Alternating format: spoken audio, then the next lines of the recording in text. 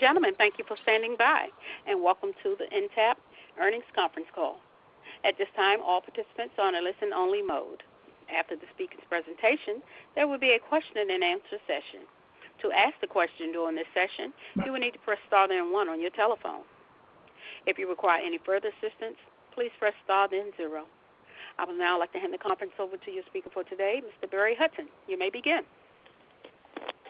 Hello, everyone. Welcome to Intapp's fourth quarter fiscal year 2021 earnings conference call. On the call with me today are John Hall, CEO of Intapp, and Steve Robertson, the company's Chief Financial Officer. During the course of this conference call, we may make forward-looking statements regarding trends, strategies, and the anticipated performance of our business. These forward-looking statements are based on management's current views and expectations, entail certain assumptions made as of today's date, and are subject to various risks and uncertainties described in our SEC filings and other publicly available documents, including those related to the impacts of COVID-19 on our business, the financial services industry, and global economic conditions. Intapp disclaims any obligation to update or revise any forward-looking statements. Further, on today's call, we will also discuss certain non-GAAP metrics that we believe aid in the understanding of our financial results. A reconciliation of comparable GAAP metrics can be found in today's earnings release, which is available on our website and as an exhibit to the Form 8K furnished with the SEC prior to this call. With that, I'll hand the call over to John. Thanks, Barry. Good afternoon. Thank you all for joining us for Intapp's first earnings call as a public company.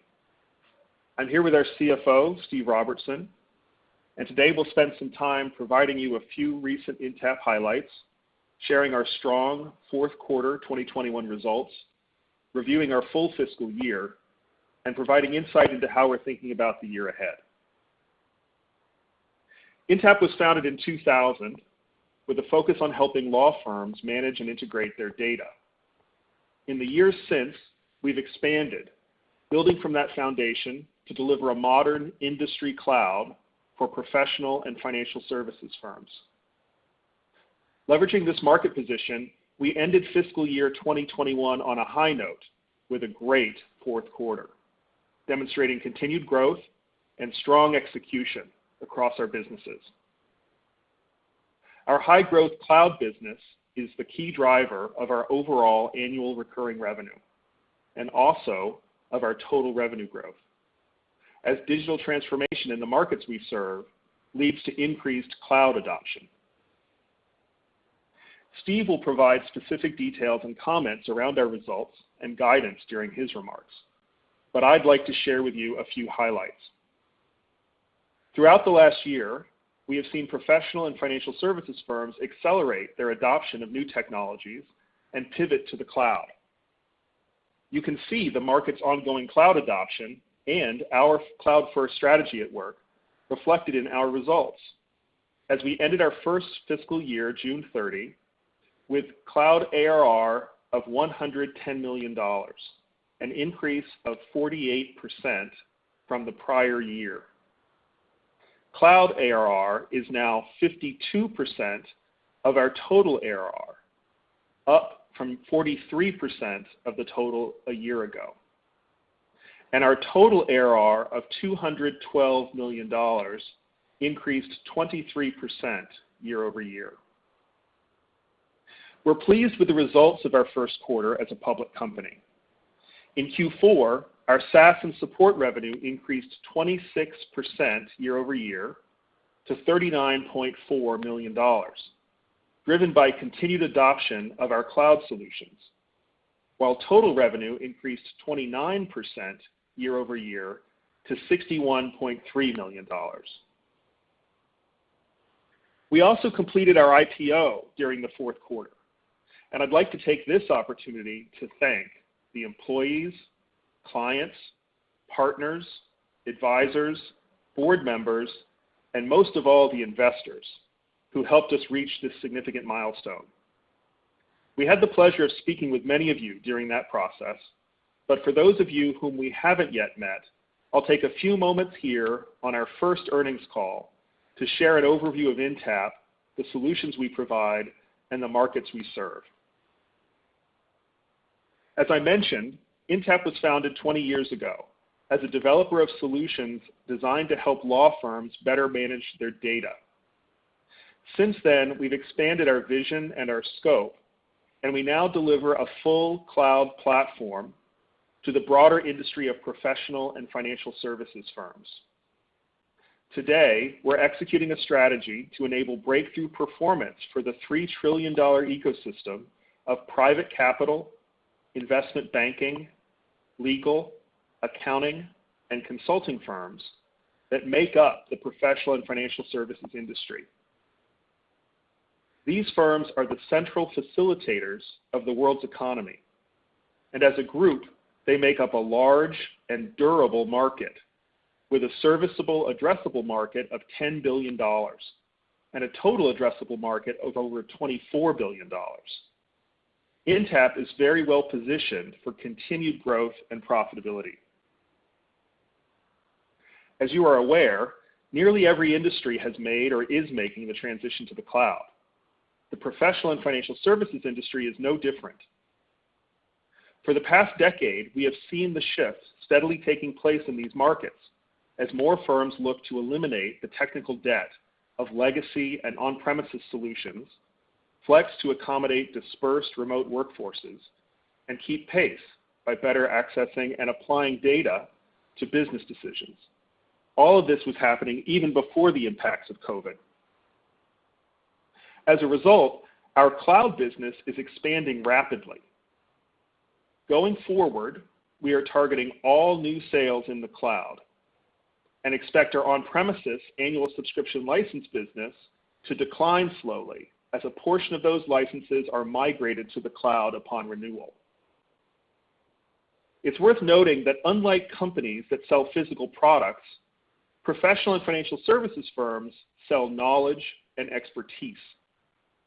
Digital transformation in these industries has taken a special emphasis on institutionalizing and harnessing the firm's knowledge across a large population of working professionals. Because their business is so specialized, these firms tend to experience greater challenges successfully adopting and applying technology that hasn't been built with their specific needs in mind. For too long, the industries that we serve have found themselves without technology systems built for the very complex and regulated way they do business. As investment professionals yourselves, you may very well have firsthand experience with this issue. The core of the market is served today by homegrown, internally developed solutions that are expensive to build and maintain, lack modern features, and are often difficult to scale.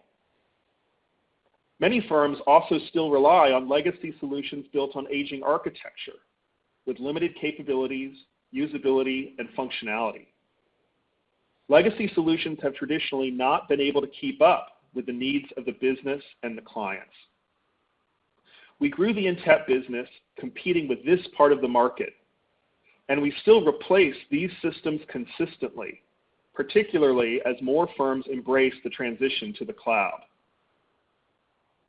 Finally, we found that the firms who make up this specialized industry struggle to make use of the traditional horizontal software systems. Traditional CRM and ERP systems were built to support traditional product companies, not for the complex needs of professional and financial services firms who rely on their people, their expertise, and their relationships to drive their business. As a result, these horizontal systems require complex and expensive customization, and even then, they still often fall short. Intapp is the antidote to homegrown, legacy, and horizontal solutions. We're building the modern cloud platform based on a deep understanding of what these clients need. You're probably familiar with the vertical industry cloud model. and its success in the life sciences and insurance industries. Intapp is using this cloud strategy to enable the digital transformation of the market of professional and financial services firms. Our technology solutions are more advanced and purpose-built than other offerings. We'll continue to innovate and invest in the Intapp platform to sustain and grow our market advantage. There's an enormous market opportunity ahead for Intapp. For those of you who are or have been lawyers, accountants, bankers, or investors yourselves, our company and our solutions are built for you. We currently go to market with our industry cloud under two different solution brands. Each brand is a configuration of the same underlying platform and technology. Deal Cloud is for the financial services sector and manages firms' client, deal, and investor relationships, prospective clients and investments, current deals, and compliance activities. For investment banks and advisory firms, this translates into enhanced coverage models, greater win rates, and higher success fees. For investors, it helps increase origination volume, support investment selection, and drive greater returns. One Place is for professional services firms and helps manage firm knowledge and go-to-market strategies, business development, risk and compliance, and engagement delivery. This better enables legal, accounting, and consulting firms to win and grow their clients, to effectively manage risk and compliance obligations, and to execute work more efficiently and profitably. Acquisitions have always been a part of our strategy to expand our technology capabilities. We have completed 7 successful acquisitions to date, most recently the acquisition of RepStore in Q4, which provides us access to RepStore's Microsoft Teams and Office 365 enterprise content management and collaboration tools, which are designed specifically for professional and financial services firms. We're confident in the growth potential of our current portfolio, and in addition, are always open to new opportunities to augment our platform and accelerate our strategic plan to best serve our clients. Today, we serve more than 1,900 premier firms in 40 countries. That number is a noticeable increase from prior periods, as it now includes roughly 200 clients related to our fourth quarter acquisition of RepStore. We're proud of the clients we serve, which include 96 of the Am Law top 100 U.S. law firms, 7 of the top 8 global accounting firms, and over 1,000 of the world's largest private capital and investment banking firms. Our enterprise go-to-market approach primarily focuses on the largest firms with a land and expand strategy at its core. The approach starts with our large and deeply entrenched client base, many of whom have been with us for a long time. There's tremendous room to expand within our base with more solutions, more seats, and deeper account penetration. For smaller firms, we tend to go to market with the full platform. As we move up market to the larger enterprise class firms, we take a more modular approach. Instead of ripping out their existing technology investments all at once, we'll focus on a key area of improvement or a goal that our clients are trying to achieve. Given the mission-critical nature of our solutions, our churn is very low. Over time, we typically add users and solutions, expanding into other portions of our client's business. Our trailing 12 months net revenue retention rate was within the expected range of 108% to 112%. We're also rapidly growing our client base. Every quarter, we add new clients from mid-sized firms, large firms, and global enterprises across all of the markets that we serve. As partners and professionals move from firm to firm, they often recommend our platform to their new employers, further expanding brand recognition and client loyalty. This circulation of professionals helps to create powerful network effects across the industry for the Intapp platform. We truly believe that no one else has Intapp's combination of deep domain expertise and next-generation technology purpose-built to address the challenges that professional and financial services firms face. We have a more comprehensive, cloud-based platform with the scale, horsepower, and applied AI to compete strongly against homegrown and legacy solutions. And we're now recognized as the industry leader with the brand and client trust to compete successfully with horizontal solutions as a purpose-built industry cloud for professional and financial services. Take, for instance, our long history and partnership with Baker McKenzie, one of the largest and highest-grossing law firms in the world. More than a decade ago, they implemented their first Intapp product as a single-point solution. In the years since, they have continuously embraced the platform from Intapp, and we have become a key partner in their innovation program. Today, Baker McKenzie is a full platform client, using integrated Intapp solutions for conflicts management, time recording, confidentiality management, workflow automation, and data integration. They've improved the efficiency of the client onboarding process by 60%, cut their client response time in half, and their data is now centralized across the entire client lifecycle.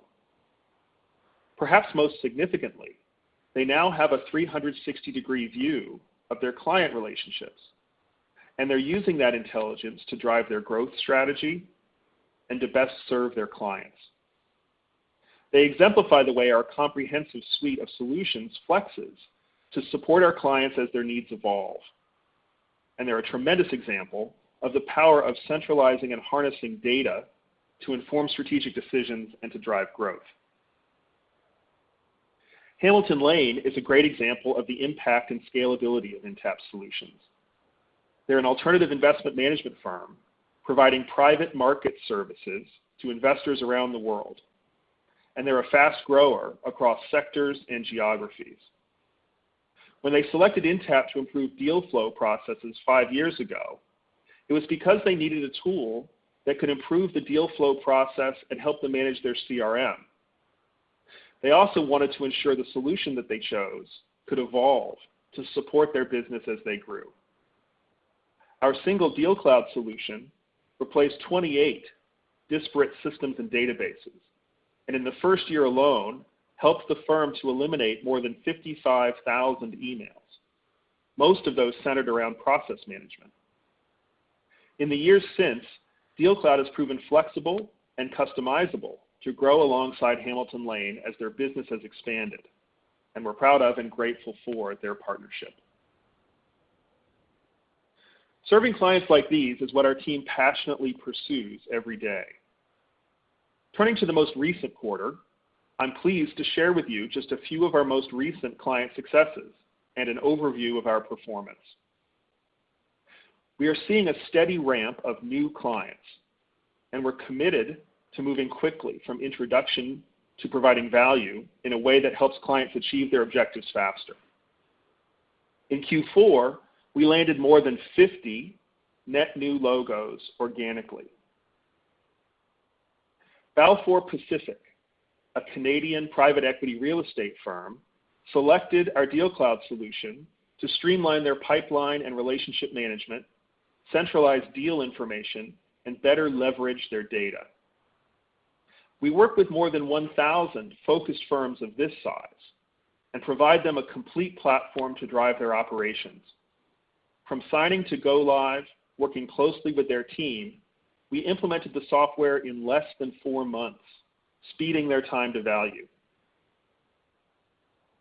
Equally significantly, we continue to expand relationships with some of the most respected names in our industries. For example, Freshfields, a prestigious international law firm headquartered in the UK and an Intapp client for several years, provides a great example of how our client relationships grow over time.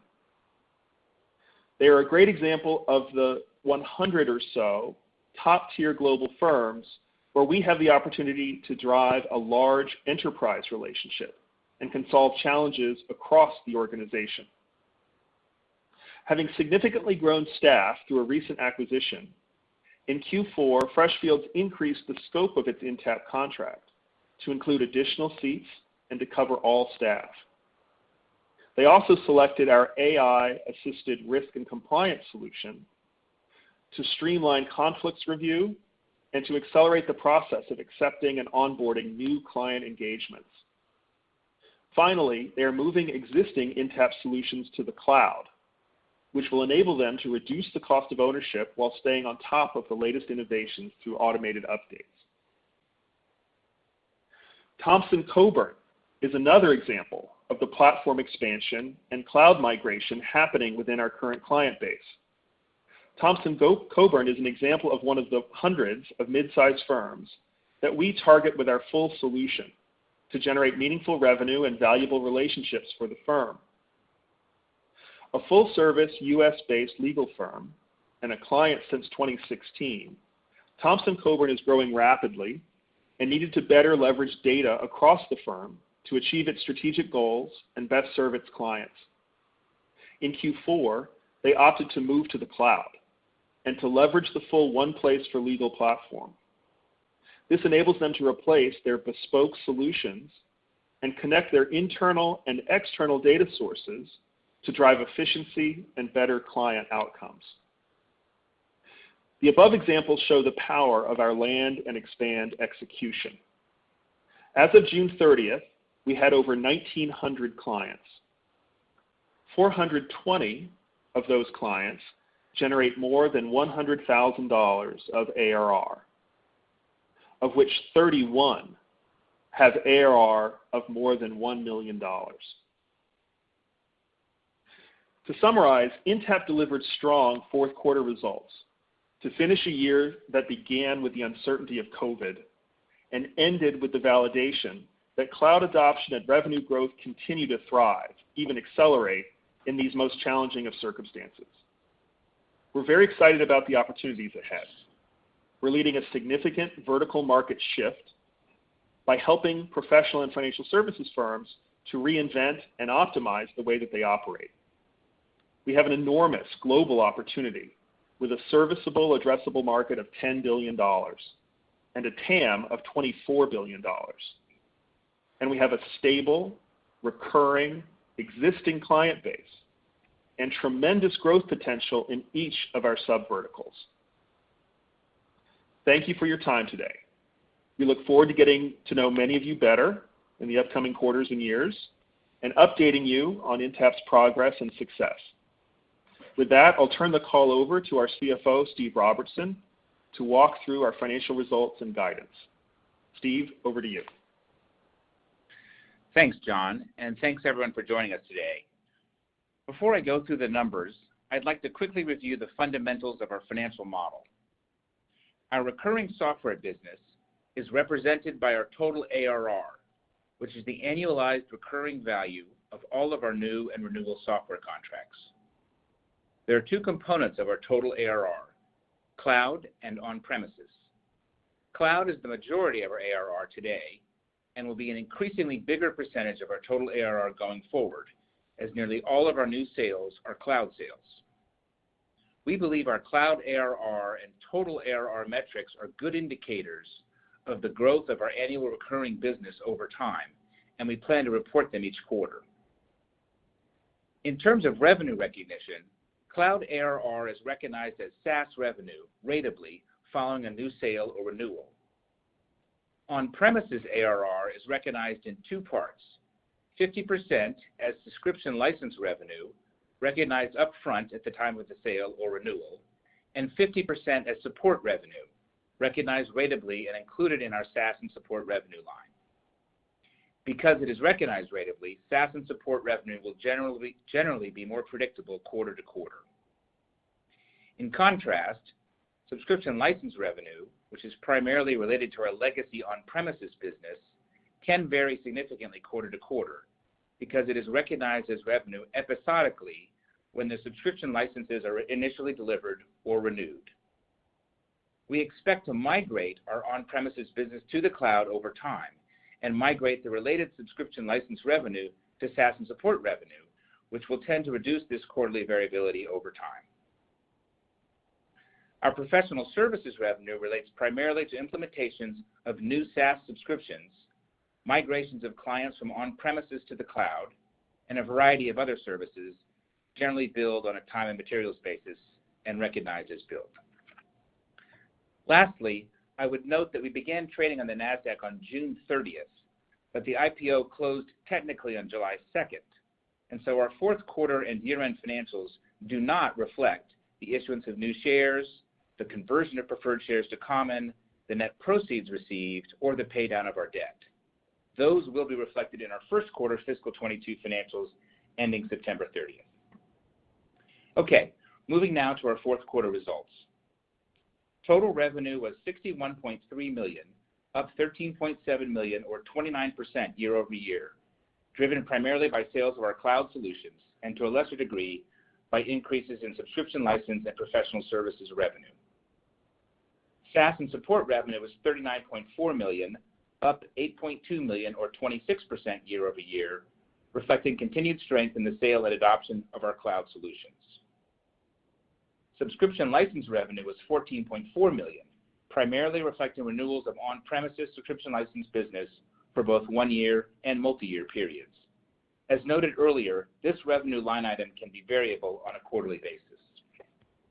Professional services revenue was $7.4 million, reflecting implementations of software and migrations to the cloud for our clients, including a one-time project for select cloud clients that will extend into the first quarter of fiscal 22. Turning to our full year results for fiscal 2021. Cloud ARR grew 48% year over year to $109.7 million. At June 30th, 2021, cloud ARR represented 52% of our total ARR, up from 43% a year ago, reflecting our cloud-first business focus and the market's ongoing shift to the cloud. Total ARR grew 23% year over year to $212.3 million. Total revenue increased 15% year over year to $214.6 million. SaaS and support revenue increased 26% year over year to $144.1 million, reflecting continued strength in the sale and adoption of our cloud solutions. Subscription license revenue was $46.0 million, primarily reflecting renewals of our subscription license business. This was a modest decrease year over year, in line with our strategy to migrate legacy clients to the cloud when they are ready. Professional services revenue was $24.6 million. Our overall services activity was impacted by the effects of COVID, both at the end of fiscal year 20 and during the beginning of fiscal year 21. Lastly, in terms of revenue mix, for fiscal year 21, 30% of our revenue was international, up slightly from 28% in fiscal year 20, and the remaining 70% of our revenue was in the United States. Before discussing gross margins, expenses, and profitability, I want to note that I will be discussing non-GAAP results going forward. As a reminder, our GAAP financial results, along with the reconciliation between GAAP and non-GAAP results, can be found in our earnings press release and its supplemental financial tables. For the fourth quarter, gross margin was 70.1%, up from 67.9% in the prior year period, primarily as a function of a quarterly increase in our variable higher margin subscription license revenue. Overall, operating expense was $42.4 million, a $16.4 million increase year over year, as we invested in the business to support our growth and prepared to become a publicly traded company. In addition, we paid normalized bonuses and commissions in the fourth quarter of fiscal 21, as compared to considerably reduced levels of such compensation in the fourth quarter of fiscal 20, when we were managing the uncertainty of the COVID pandemic. Sales and marketing expense was $18.7 million, a $6.9 million increase year over year, reflecting increased headcount and commissions as part of our investment to pursue our large addressable market. R&D expense was $12.7 million, a $3.5 million increase year over year, as we continue to invest in our connected firm cloud solutions. and G&A expense was $11.0 million, a $6.0 million increase year over year, primarily as a result of expenses related to preparing for our IPO. Non-GAAP operating profit was $0.6 million, as compared to our fourth quarter fiscal 20 operating profit of $6.4 million, primarily reflecting the increase in operating expenses just discussed. Non-GAAP net loss per share was 19 cents in the fourth quarter of fiscal 21, as compared to 3 cents in the prior period. As a reminder, this fourth quarter fiscal 21 earnings per share calculation uses a basic share count that is prior to the closing of our IPO on July 2nd. For the full year fiscal 2021, gross margin was 69.0%, up from 66.5% in the prior year, primarily driven by an increase in SaaS and support revenue and a relatively modest increase in related costs. Overall, operating expense was $140.1 million, an $18.1 million increase year over year as we invested in headcount and other resources in support of the growth of the business. Sales and marketing expense was $59.1 million, a $5.2 million increase year over year as we increased our go-to-market resources to drive sales. R&D expense was $46.8 million, a $5.9 million increase year over year as we continue to invest in the product roadmap for our Connected Firm cloud solutions. And G&A expense was $34.2 million, a $7.1 million increase year over year, driven primarily by expenses associated with becoming a publicly traded company. Non-GAAP operating profit was $8.0 million, a $5.7 million increase year over year, as operating expenses were relatively low in the first half of fiscal 21 following our COVID-related restructuring in late fiscal 20. In the second half of fiscal 21, the pace of our investments in hiring returned to normalized levels in support of the growth of Intapp's business. Non-GAAP net loss per share was 56 cents in fiscal 21 as compared to $1.11 in fiscal 20. In terms of cash flow, our CapEx remained essentially flat at $5.0 million as compared to $5.1 million in the prior year, consisting primarily of capitalized software expense and leasehold improvements at certain facilities. Our unlevered free cash flow was $9.4 million for fiscal 21 as compared to $15.6 million for fiscal 20, as we remain committed to positive free cash flow while investing for the growth of Intapp's business. Turning to the balance sheet, we ended the fourth quarter with $37.6 million in cash and cash equivalents. This cash balance does not reflect the net proceeds and debt payoff associated with the IPO, which closed on July 2nd. Turning now to our guidance. For the first quarter of fiscal 22, we expect total revenue in the range of $56.5 million to $57.5 million, and SaaS and support revenue of between $40.5 and $41.5 million. We expect a non-GAAP operating loss in the range of $1 to $2 million, and a non-GAAP net loss per share in the range of 6 cents to 8 cents, using a basic share count of approximately 60 million common shares outstanding post-IPO. For the full year fiscal 22, we expect total revenue in the range of $241 million to $245 million, and SaaS and support revenue of between $172 million and $176 million. We also expect a non-GAAP operating loss in the range of $13.5 million to $17.5 million, and a non-GAAP net loss per share in the range of 29 cents to 33 cents, using a basic share count weighted for fiscal year 22 of approximately 61 million shares. With that, John and I look forward to taking your questions. Thank you. Ladies and gentlemen, as a reminder to ask the question, you will need to press star then 1 on your telephone. To withdraw your question, press the pound key. Again, that's star 1 to ask the question. Please stand by while we compile the Q&A roster. Our first question comes from the line of Jackson Ader with J.P. Morgan. Your line is open. Great. Thanks for taking my questions, guys, and welcome to the public markets. First question is on the customer additions.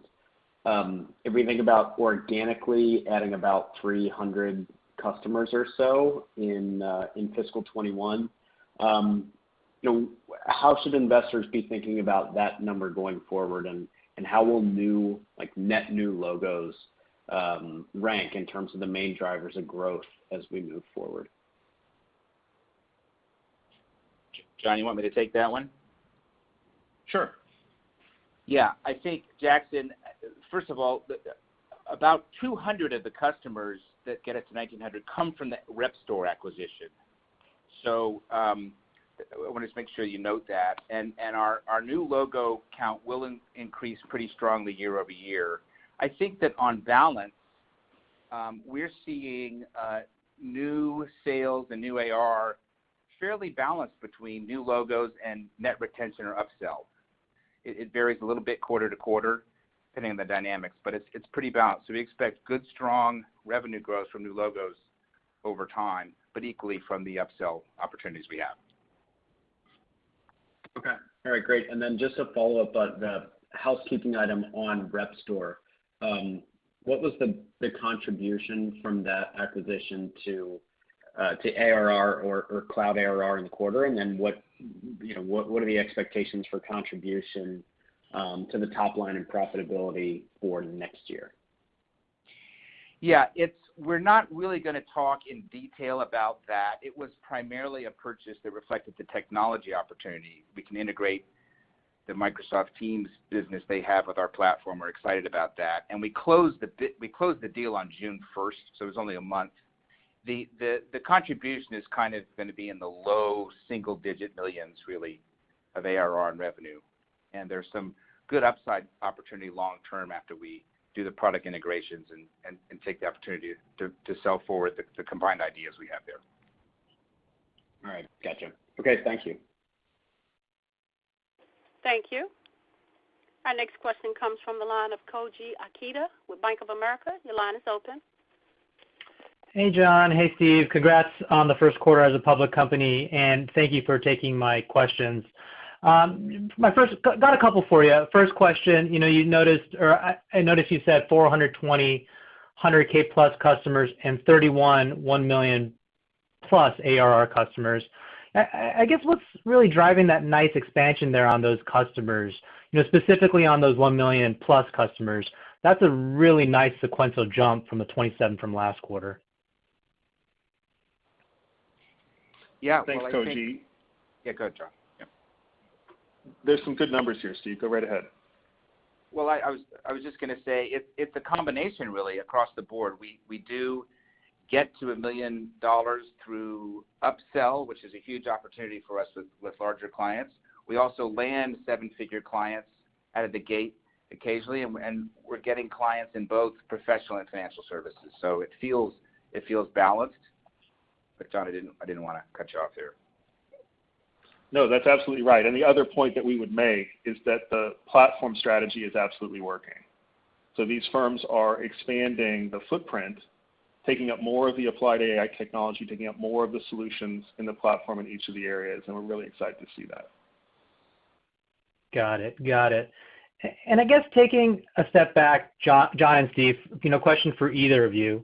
You guys are very well known within the markets that you serve, but curious to hear, now that you're public, has there been any change in the awareness or maybe the amount of inbounds that you're getting, now that you're a public company versus when you're a private? Just curious to hear how becoming public has changed, the awareness of Intapp within your core vertical markets. Thank you for taking my questions.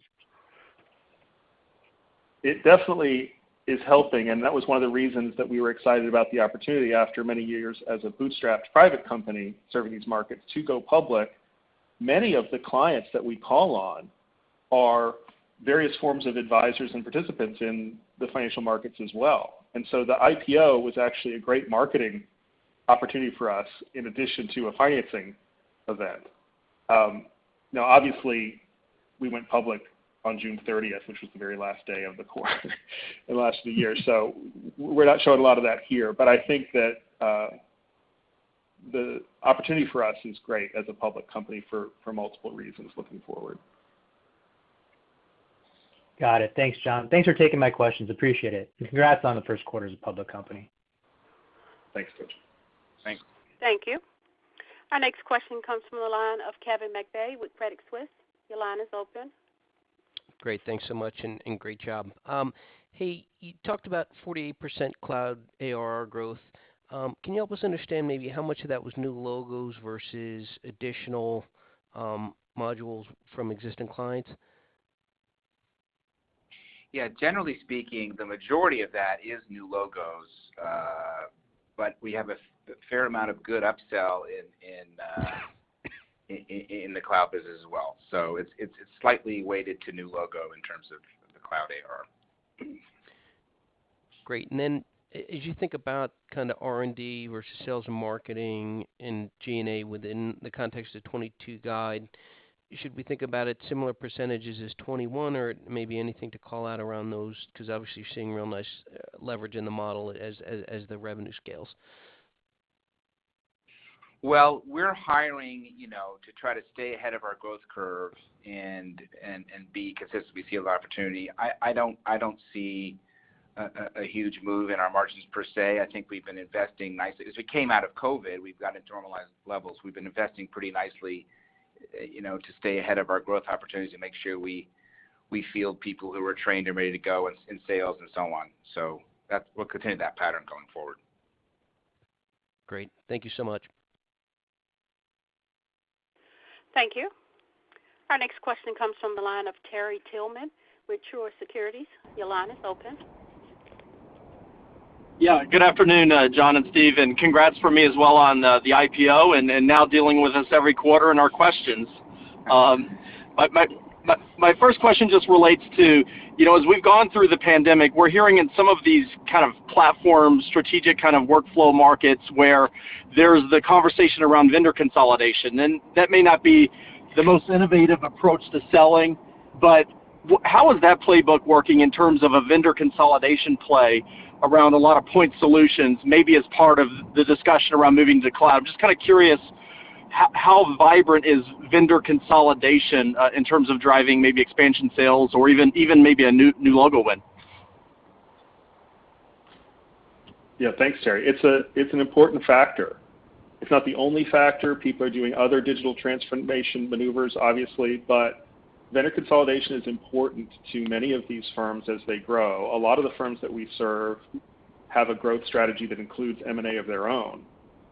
And so there's a big opportunity as the industries that we call on bring in more components to their infrastructure that they want to consolidate with a company that has the scale and the platform and the history of serving them. And most of the firms, we have some kind of relationship today, and they're increasingly looking at our platform as a core part of their overall technology strategy that they can consolidate around because we're expanding more and more of what we do. So it's an important aspect in addition to the overall digital transformation that they're trying to achieve. Okay, got it. Thanks, John. And I guess, Steve, maybe a follow-up question. Maybe you could help us as we look into fiscal 22, is there anything that's kind of one-off anomaly but large in nature related to the subscription on-premise business that's a large renewal in any of the quarters, or maybe just a book of business that's larger on the renewal side that we need to appreciate and that could have some volatility on that line item in the model? Thank you. Well, I think what I'd say is it is variable. We have had some renewal activity already that has its own indirect effects for 22. For example, if we do a 3-year renewal this year, or we did it last year in COVID, which we did, then the next renewal isn't for 3 years. And so on a relative basis, as compared to 3 one-year renewals, you can get a different outcome for fiscal 22. So there's nothing in particular on the books. We're trying to do what we can to have these renewals be 1 year, but certainly in some cases our clients are interested in a 3-year renewal, and we work to accommodate them. So short answer is nothing in particular looming out there. And as we said, we're trying to migrate our clients slowly but surely to the cloud and keep moving down that road. All right, thank you. Nice job. Thanks. Thank you. Our next question comes from the line of Brian Peterson with Raymond James. Your line is open. Thanks for taking the question, and I'll echo my congrats on the really strong results. So first one for me, just, there was a lot of talk on homegrown solutions, and I'm curious, maybe spending a year in the pandemic here, what have you seen in terms of customer using those solutions, and what are some of the key friction points that you guys can eliminate to really drive more cloud adoption? Thanks, Brian. The homegrown solutions have always indicated to me the core argument for our purpose-built platform. These firms had lots of horizontal solutions available to them over the past 20 years, and yet they still invested to build internally. And why is that? And the only rational answer is, well, the horizontal systems are just too expensive and too complex when you try to convert them into something that works for them. So I've always felt that the homegrown market is a great point of evidence of the market opportunity for us and our industry cloud strategy overall. What we saw during the pandemic as people had to work from home right away is that a lot of the homegrown solutions are traditionally on-premises stuff with, a lot of very bespoke features in them that people couldn't convert into a work from home model very quickly. And, I think a lot of the companies bringing the cloud vertical industry systems out have benefited from this, but there's been a real awakening among the last remaining of the market that was not really urgently looking at cloud to look at cloud now, because they saw how much more agility they had to respond to that situation and to keep everybody humming with a true cloud system, plus ours is designed just for them. So we've had a lot of interest in replacing across several different points of the firm in client relationships, deal management, a lot of compliance interest actually, which we think is a core pillar of the platform's differentiation from the traditional horizontal solutions. And then on top of that, we have a lot of applied AI horsepower in the platform that's very difficult for any firm to have the scale to invest in and create to take advantage of the data that they have globally. So there's both kind of enabling folks to work from home more successfully, being more agile, and then there's some additional capabilities that the homegrown solutions just weren't able to get to that we're able to bring to the market today. So those are some of the areas. Great. And maybe just a follow-up to that, as we think about the value proposition, and John, that was a great overview, and it's, it's interesting to see how that adoption could play out. But I'm curious, how long do you think that evolution will take? I don't think anybody really anticipated COVID kind of changing some of these dynamics. But, as we sit here today, it seems like that would accelerate it. But is this a 3 to 5 year transition? I'm just curious how long you think this will take to play out. Thanks, guys.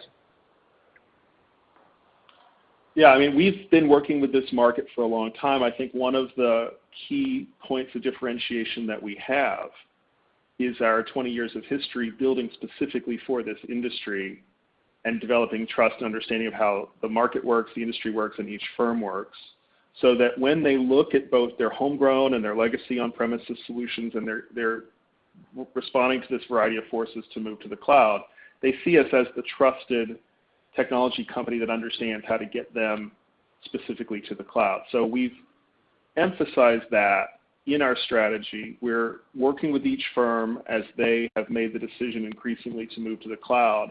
What I will say is there was already a switch going on where people saw all the benefits of cloud and were trying to figure out how to get there. COVID definitely accelerated a trend that was already underway, and it's become much less of a strategic choice about whether they're on-premises or cloud, which it was maybe 5 or 10 years ago. And today it's much more of a practical choice, just what's their roadmap to get there, and how do we build a plan with each of them. And that's what we're doing with each of our firms. And we saw some examples this quarter that I talked about that had actually made the choice to move as part of upgrading to a bigger version of our platform. So I actually think that the shift is underway. COVID has accelerated it. I don't want to quote specific years because I'm not sure, but I think that the trends are all moving in the right direction and we're going to benefit from that. Good to hear. Thanks, John. Thank you. Our next question comes from the line of Brian Schwartz with Oppenheimer. Your line is open. Yeah, hi. Thanks for taking my questions today. I got a question for John and then a follow-up for Steve. John, as it relates to the fiscal 4Q bookings and maybe the pipeline momentum, can you maybe unpack it across your core professional and financial services subverticals, the legal, accounting, consulting services, if there's anything to highlight there? And then I have a follow-up for Steve. So we saw good activity across all of our markets in Q4. I think, Steve, you've shared that we've been pretty balanced, both in new logo acquisition as well as client expansion, and also pretty well balanced between the financial services markets and the professional services markets. Yeah, and that was certainly true in Q4. We've tended not to break that out, but legal is certainly the biggest of the professional services. It's fair to say that, but we don't tend to break those out. But yes, pretty balanced. Thank you. And then the follow-up question for you, Steve, it's just thinking about your philosophy for guidance since it's the first quarter. You know, listening to the commentary from John in the Q&A and his introductory comment, it sure sounds like the sentiment is improving out there. People are feeling really good in your end markets about cloud computing and digitizing adoption. And, you know, but if I look at kind of the initial guidance, it does suggest that, at least from my eyes, that maybe that sentiment might not sustain. So I just wanted to ask you a question about your forecast. Are you assuming that that kind of improvement, buying improvement in the sentiment continues? Or are you thinking about, hey, we've had a couple good quarters, let's let them sign up the deals, get them in contract, and then we'll think about raising numbers, you know, for all of us after it happens. So just wondering how you think about that when you think about setting up your guidance. Thanks. Well, I would say that, look, we are seeing good, strong momentum, and it's continuing, and we believe it will continue. Cloud is growing very nicely. Our total ARR is growing nicely. And, you know, over time, we certainly think that our revenue growth will align reasonably well with those ARR growth rates. So, no, I feel like we've got a good long-term opportunity here, and we're firing a lot of cylinders, and we're going to keep rolling here. So this is our first moment out of the box, so we're making sure we do the right things. But we feel pretty good about it going forward here. Well, congratulations on a great quarter. Thanks for taking my questions today. Thanks. Thank you. Our next question comes from the line of Tom Roderick with Stifel. Your line is open. Hey, gentlemen, thank you for taking my questions, and congratulations on all the recent successes. I think this is probably going to build on Brian's last question there, but I think it's an important point just looking at your end markets. I mean, they're generally speaking all on fire, and that's a great thing on one hand. You know, the fundamentals are there and the finances are there, and maybe the awakening, John, that you talked about is happening in real time. We've seen in some of these other end markets that are on fire that it's hard to get the proper attention to make some of these transformational shifts. Would love to hear just about some of the strategic conversations you're having with perhaps some of your larger customers, some of the seven-figure deals that came through. What's that final catalyst that gets them over the hump to make that upgrade, you know, A, to the cloud, B, perhaps from some legacy home-built solutions they know they've needed to for a long time, and maybe COVID was a part of that. But would love to hear what you're hearing from your senior level discussions as to what that catalyst is that's getting them to make that move and how sustainable that is. Yeah, it's a great insight, and we're definitely serving firms that are serving the deal economy, and as you all know better than anyone, how well that's going right now. Firms are looking for ways to capitalize on the success that they're having. A lot of the conversations that we're having have to do with firms' interest in laying the foundation for the next years and using this great time to put themselves in a strong information position and modernize a lot of aspects of the firm. It's harder to do when times are tight. Your point is well taken. Your point is well taken about the attention span, but what we've actually found is there's a lot of appetite at the moment for people to put systems in that are really going to help get the most possible potential out of the people platform that they've assembled and are assembling to go compete in the markets. And they want to help their professionals, their deal makers, to be more competitive, armed with the best possible information, armed with full insight of the collective knowledge of the firm globally. And they know that that can make a difference in winning the deals in the marketplace. So there's actually a fair bit of encouraging conversation going on with the strategic leaders and the IT leaders of these firms that now's the time to make the shift. And I think the COVID switch too has caused people to say, maybe our strategy is a little bit less about real estate and creating the environment in the big cities and more about enabling us technologically wherever we happen to be. And so there's definitely a conversation about shifting budgets a little bit from the traditional real estate, which was always one of the biggest expense items in these professional firms, a little bit more towards IT, which only accrues to our benefit. So I think there's positive signs. Excellent. I'm certain everybody on this call would beg for more efficiency, automation, and intelligence. So it's the right place at the right time.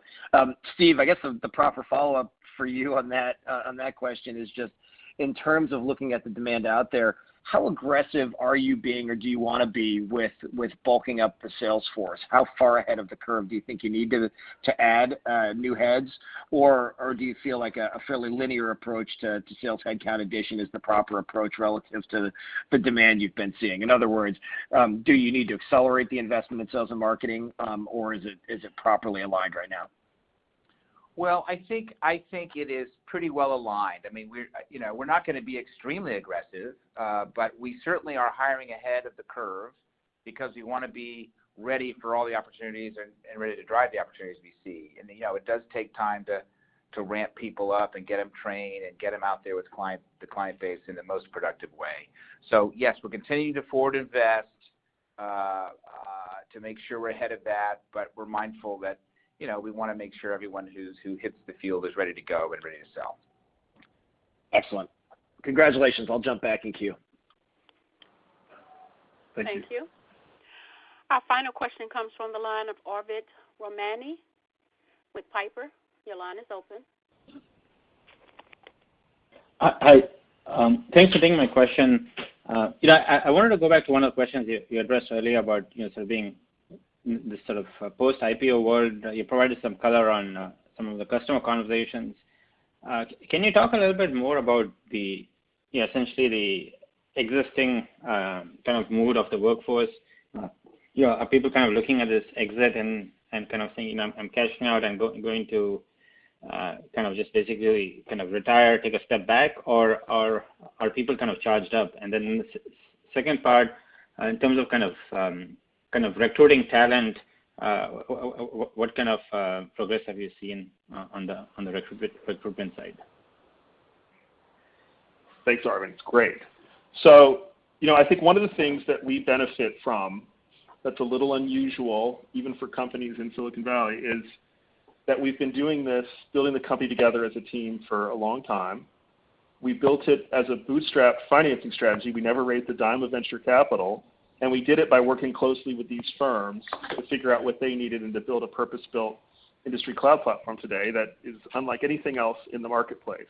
And there's a lot of team commitment to building the great company that's going to transform this industry today. And I think that spirit runs through the whole organization. We've assembled a group of professionals who come from 7 different acquisitions over the years. We've integrated them slowly and carefully and built a single culture that is really driving towards being the winner in this marketplace. And I think there's an infectiousness to that and a vision for that. Certainly the IPO is successful. I'm very glad that we're able to say thank you to everybody who's helped build the company as we should. But I also feel like we have an incredible, unusual, bootstrapped culture here that's going to drive this business forward. So I'm optimistic about that. And we've actually seen that. To your second question, a lot of the folks who have been with the company for a long time, who have joined the company recently pre-IPO, and who are joining the company now just after the organization has gone public, are all saying that the IPO has presents an incredible opportunity for us to build a great company here and use the public standing of the business to the benefit of the clients and the organization. And we're actually recruiting some incredible talent. I also would say, there's a lot of broader discussion in the market about people thinking about their lives and what they want to do and all those sorts of things, and we're benefiting from that. A lot of folks are looking at the company and applying. We're getting some unbelievable resumes coming to us saying, this is an incredible story, I want to be part of it. So I'm encouraged about what the IPO has done for the talent base and the enthusiasm of the organization. Terrific. So just a quick follow-up over there. You'll talk about kind of some of the work you're doing with AI and kind of data science and some of the newer technologies. And I think it's really no secret that hiring AI talent is expensive, difficult, and a lot of them are locked up with some of the larger software companies. But with that said, now that you're have a higher profile and it's kind of bigger, better brand name, are you and of course kind of even kind of the stock and all of that. So are you able to afford and are you able to recruit a lot more of this AI data science talent that can really kind of sharpen the kind of the offering around AI and automation? I'm very proud of the AI team that we've assembled. We have some incredible talent that has been working with the company for quite a while now, and that team has recruited more AI talent into the organization over the years. And I think we've got a particularly differentiated angle on it, which is that we're looking specifically at applied AI. How do we bring the real value of the potential AI into the specific needs purpose-built for this set of industries? So there's this very interesting combination of broad AI talent and industry-specific knowledge that are developing these applied AI solutions that are really making a difference in our platform and for our clients generally. And for this set of industries, the professional and financial services firms that are made up of these large groups of highly educated knowledge professionals who sell their expertise and their advice on deals and other engagements, we've always felt that this is an incredible market for AI to be applied because it's so knowledge and information and data rich in the first place. And yet they've been underserved by the technology industry. So this is one of the simple reasons why AI is such a central component of our overall strategy. It's differentiating. It's the time is now, but it's also for this market, it can have an incredible return for all the firms that put it in. And so a lot of the folks who are looking at us and looking at the opportunity here, if you really love AI and you really see the potential for it, this is an incredible place to apply your skills to some of the most high value applications that you can imagine out there. So I really look at AI as a centerpiece of our story going forward. Terrific. And just a last question for me. Certainly kind of the demand environment has, progressively improved through the year. But with some of these kind of COVID-related concerns of the Delta variant and all of that, has there been a distraction, with the existing clients or with your pipeline, or is that people are just kind of moving on and forward, and this demand seems still pretty good as you look ahead? Well, I think we went through a pretty significant work transformation the way the whole world did last February and March 2020. And it's true that we were looking at more time in the office later this summer and autumn, and everybody was. And we knew it was going to be a more flexible environment. We were never going to go all the way back to the model that we had previously. And there actually was a lot of benefit and productivity that people discovered from this work from home market, particularly in both the markets we serve and in our own operation. So I think the fact that, tragically Delta has arrived and is shaking up plans for everybody, it in theory could have slowed things down. But I think in practice what has happened is we've just continued to execute in the work from home model. There is an opportunity in our teams for folks to work from offices if they need to, and we have some folks who are doing that, but we haven't required it. And we'll see how it plays out, just like everybody else does. But I think from a productivity and a execution standpoint, we benefit because both our end market and we work perfectly fine in both total work from home and hybrid. And so I actually think that this is one of the silver linings of a tragic couple of years, is that we found a working model that really works well, and we're doing well in it. Terrific. That's very helpful. Thank you very much. Thank you. Thank you. I'm showing no further questions in the queue. I will now like to turn the call back over to John for closing remarks. Okay, everybody. We really appreciate your attention and support for us. We have a great Q4 behind us, and we're excited about the year ahead. If there's anything that we can do to talk to folks as follow-up, we're happy to do that. Thanks for your time today, and we'll look forward to talking to you next quarter. Ladies and gentlemen, this concludes today's conference call. Thank you for your participation. You may now disconnect.